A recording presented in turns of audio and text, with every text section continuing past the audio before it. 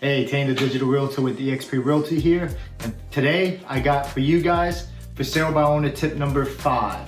So when it comes to selling a home, it's very important that you understand the actual negotiation process.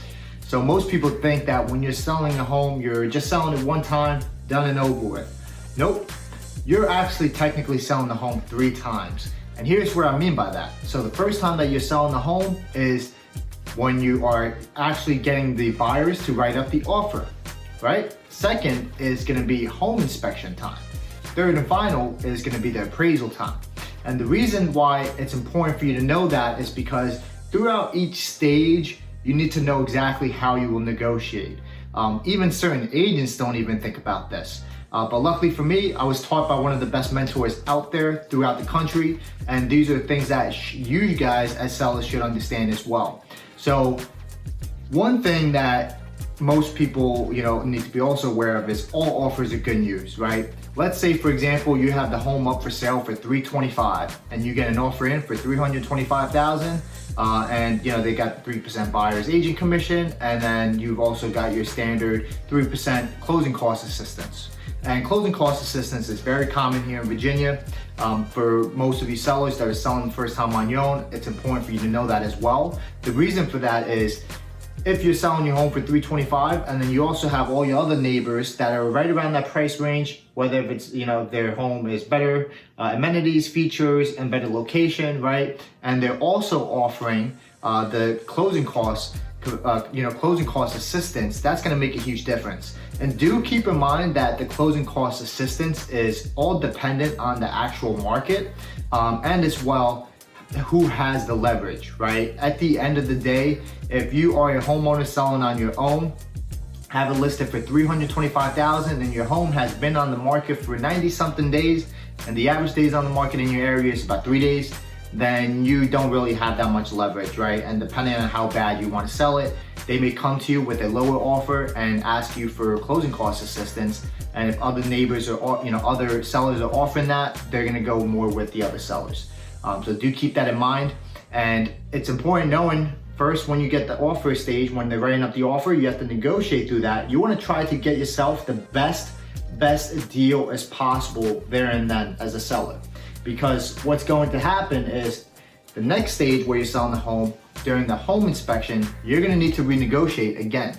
Even on a perfectly beautiful home, the home inspector may find items, and depending on the buyer agent that you're possibly working with, or the buyers or the home inspector, certain things may get blown out of proportion and may scare some people. I've seen deals fall apart on beautiful properties where the home inspector is unfortunately scared the buyers to death, and the buyer agent is too experienced to explain to them the actual process.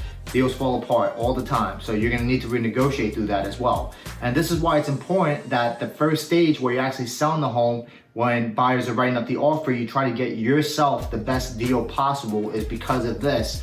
Come home inspection time, if there's certain repairs that pops up, that's gonna affect you and give you a little more wiggle room. If you really negotiated yourself the best deal up front, and come home inspection time, you're renegotiating again, it gives you a little wiggle room on whether you need to make repairs or if you gotta give a little credit. Whatever the scenario is, it gives you a little more of an advantage, right? And third and final time is come appraisal time. And this is probably the most important thing as well, because at the end of the day, if your home is, for example, you're asking for $325,000, but the highest comp in the area is $300,000, come home appraisal time, if it comes in short, then you're gonna need to renegotiate again. All right, depending on if your offer has a clause in it for the actual appraisal, or if you guys are open to coming down to the appraised value, right, then it's just something that you're gonna want to keep in mind, because if you're asking for $325,000 and it comes in short at $310,000, and you really negotiated yourself the best terms and off, the first stage, second stage, and last and final stage, right, and it comes in short at $310,000, it's gonna be something for you to decide whether if you want the buyers to come up with the difference, or if you're willing to go down, or maybe meet them halfway. Right? Just know, depending on the market you're in, this will dictate that as well. And as well, if you have any clauses put in place. Because let's say, for example, this is where realtors really come in handy. If you know your numbers and you have a clause in place that regardless of whatever the appraisal comes in at, the buyer has to come up with the difference, then that's a win-win scenario for you. From first stage, second stage to third stage, it's a win-win scenario. However, you don't have anything in place, and that's where you will have to renegotiate again. And most buyers do not really want to come up with the difference. You need to put yourself in the buyer's shoes. If the buyer was to, if you were the buyer and if it appraised less than the asking price, would you come up with the difference is the question, right? And again, this really all depends on the buyers. And again, what kind of deal you guys have worked out. Because if you had a bad, in the front, first stage, second stage negotiating process, and you didn't really get the best deal, and then come appraisal time, it comes in short as well, then maybe you may be able to renegotiate through that to work yourself out a better deal on the front end, right? On the back end for all the issues that unfortunately you didn't take advantage of on the front end. So these are a couple of things that you want to keep in mind for offer negotiation.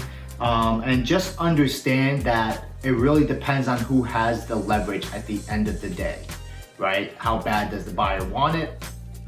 What's the inventory like in the area?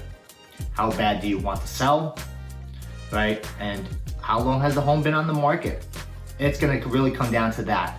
Anyways, I hope this helps. If this did help, please like, subscribe, and share. This helps a ton with growing my channel, and as well, sharing value as much as I can. And if you guys ever have any questions or need any resources, as usual, please feel free to reach out. Tane the Digital Realtor here with eXp Realty. Take care.